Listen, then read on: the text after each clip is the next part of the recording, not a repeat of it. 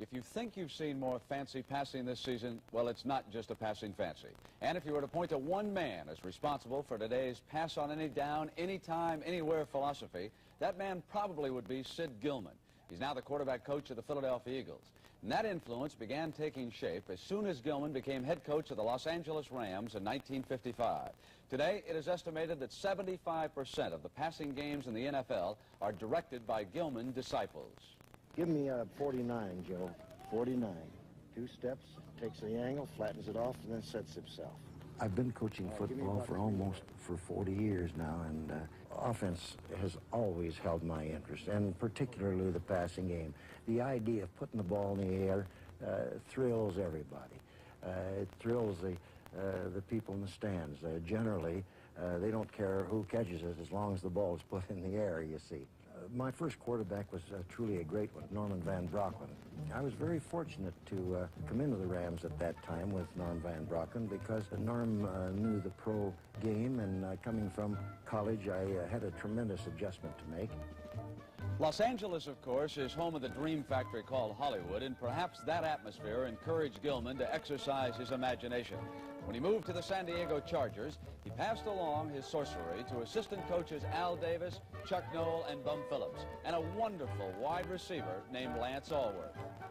Take a drive corner, Lance, or, coming in from a good wide position and starting right down that middle and then breaking it off and taking it to the corner. You'll lose him. You'll lose him.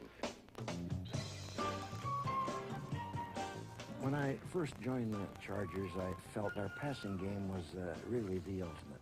It was the epitome. We knew what we were doing because I had had this experience with the Rams. The only thing that we did, of course, was to make our passing game a great deal more sophisticated. We began to make a real study of individual patterns.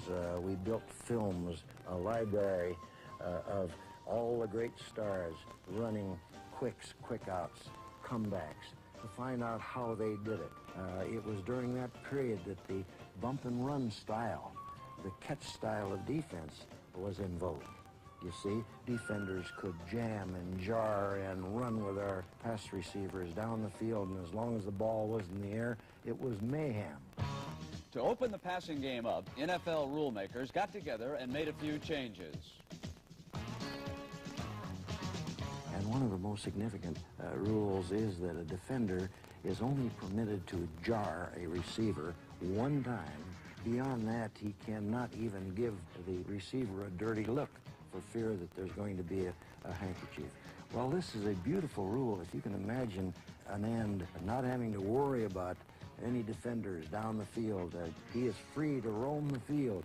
Well, these good receivers can have a field day. Coaches in our league will now be a little more promiscuous in throwing the ball. That is, they won't go into a ball game with the idea that they've got to run 50 or 60 times in order to win. Irv, what was it like in the secondary when Lance Allworth came at you?